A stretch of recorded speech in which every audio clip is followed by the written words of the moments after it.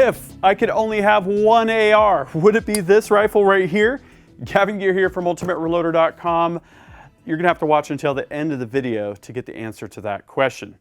But this video is gonna show you pretty much everything you would want to know about CMMG's Resolute 300 chambered in 6.5 Grendel. And what I'm excited about here is this video is the kickoff for really two things, two different content series.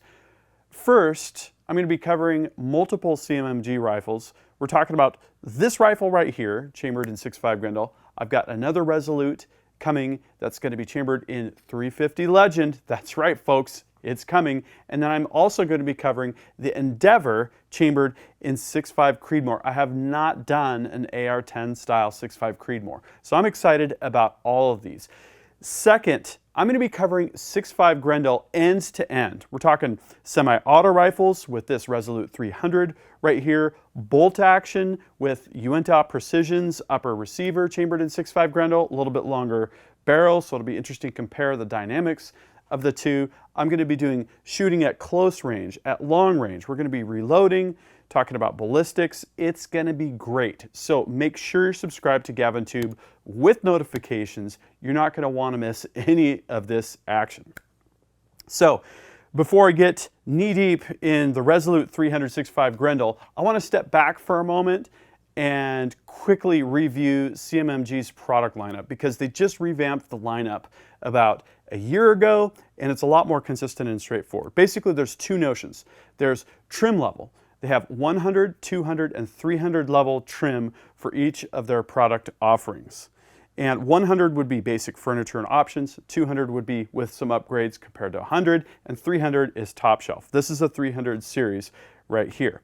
The second is their product categories. Banshees are SBRs and pistols. Resolute are carbine length models that are more oriented towards close quarters and compact form factors. And then there's Endeavor. Endeavor is really a series of rifles that are set up and optimized for long-range precision shooting.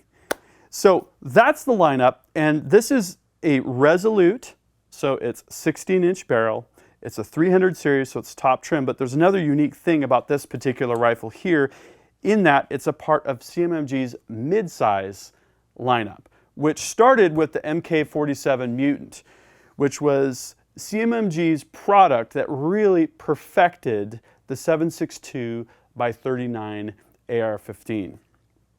The problem with 7.62 by 39 and 6.5 Grendel is the bolt, and I'll give you a completely detailed overview of the bolt when we take apart the upper.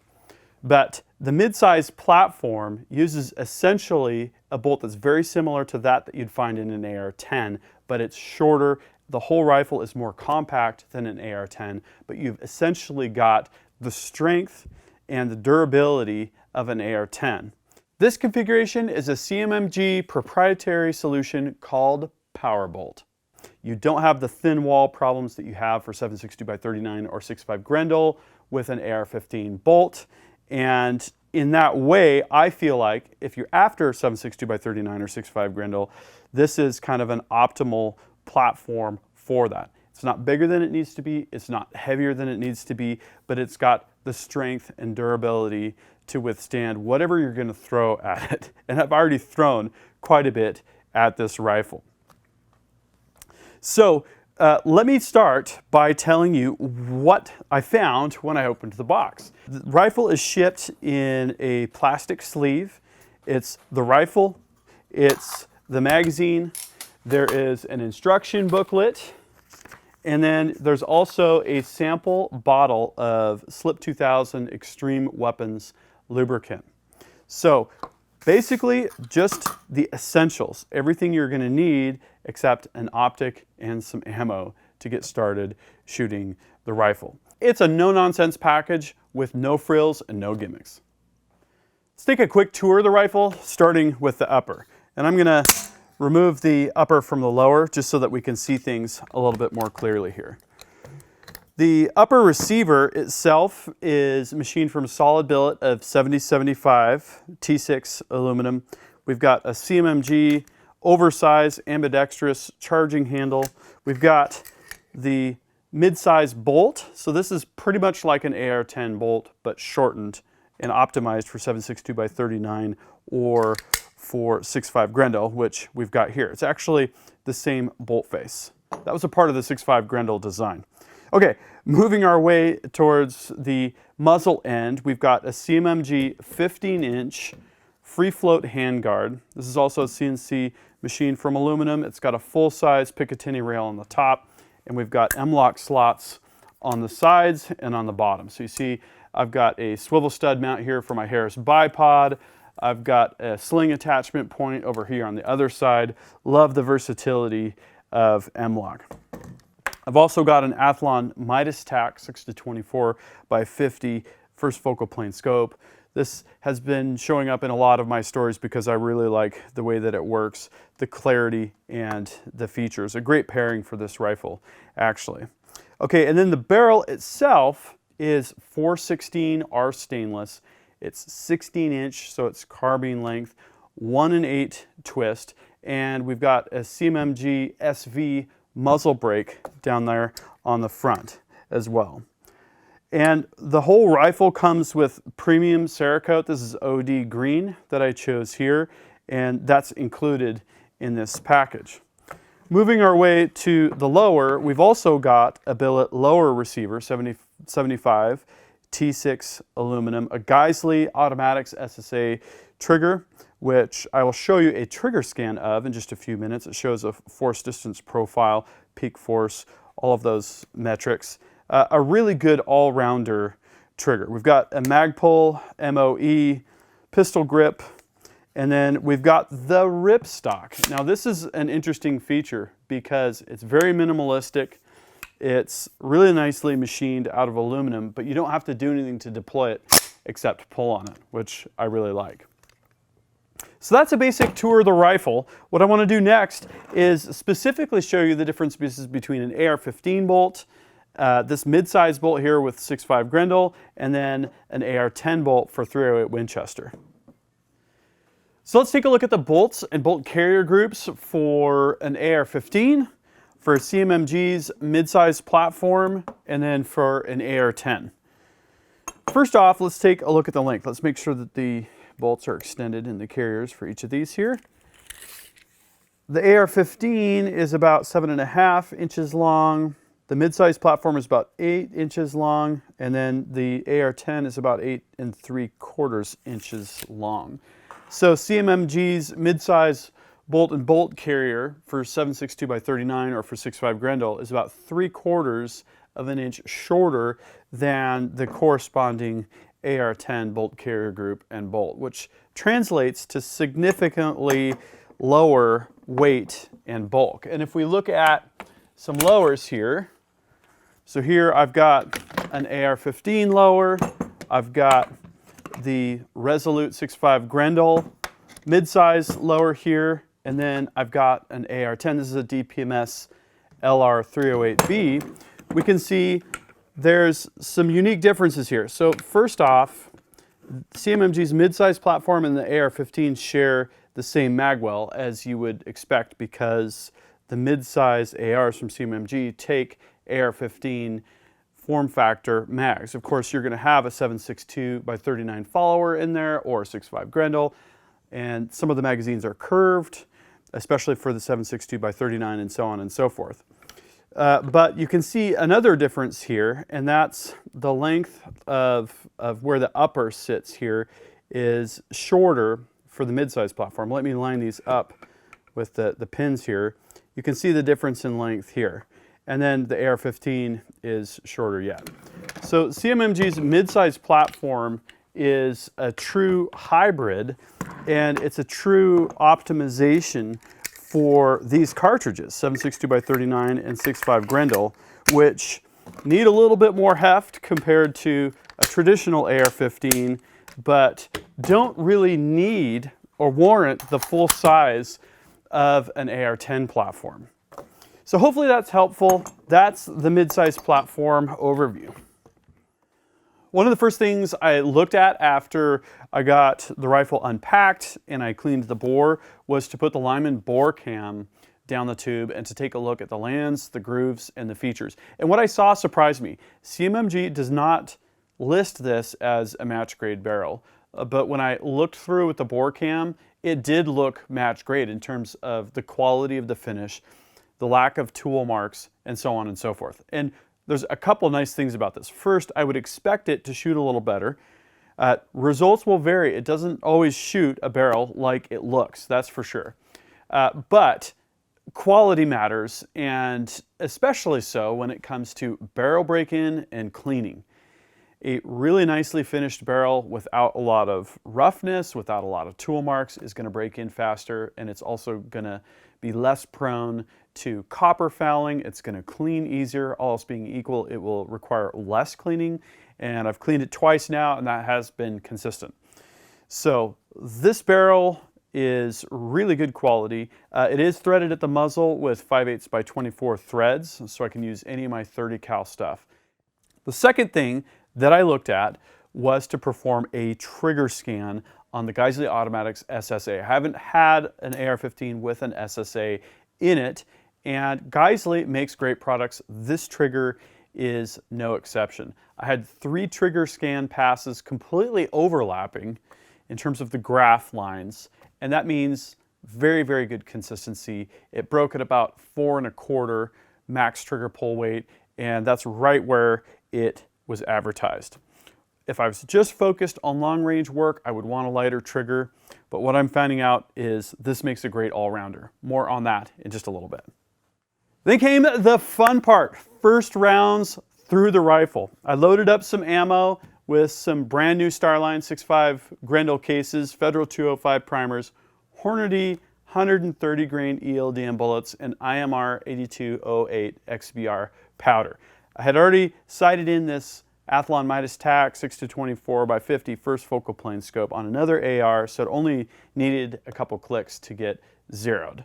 But I did run into a slight issue with the rifle, and that was every 8, 10, 20 rounds or so, I would have an extraction problem. Spent shell casing stovepiped against the bolt in the ejection port, and then a live round stripped off of the magazine. So I'd dump it out the bottom, I'd get the spent shell casing and the live cartridge. And so I thought to myself, what could be the problem?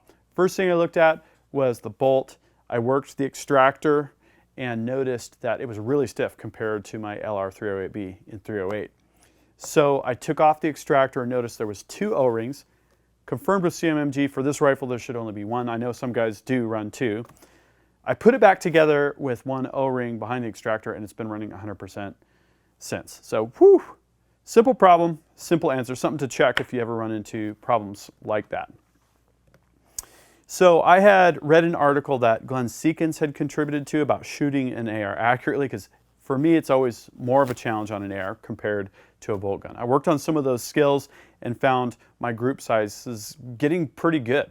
So here's a 5-shot group that I shot with this rifle after installing a Magpul MOE buttstock.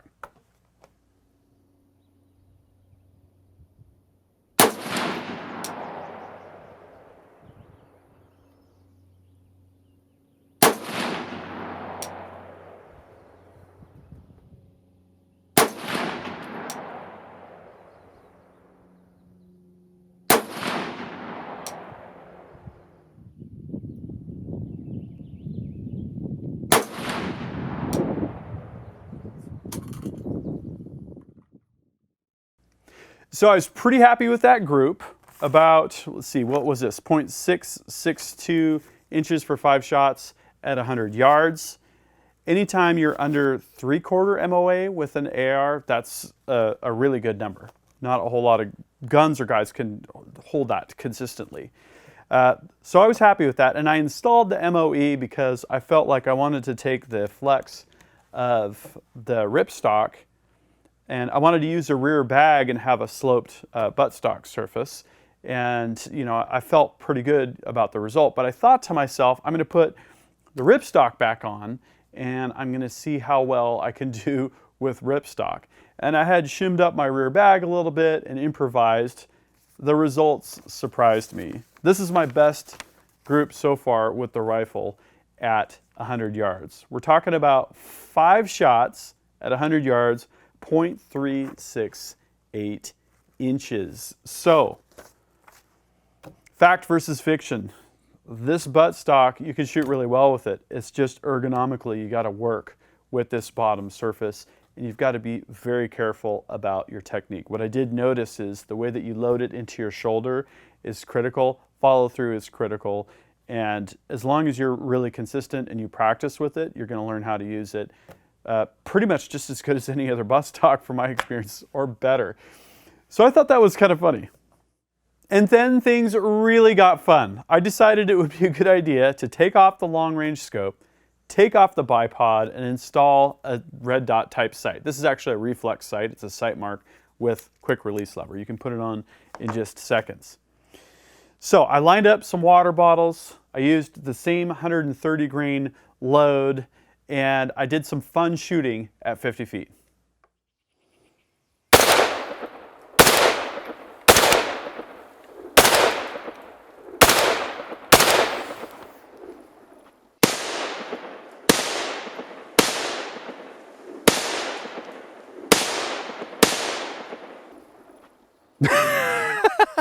Yeah.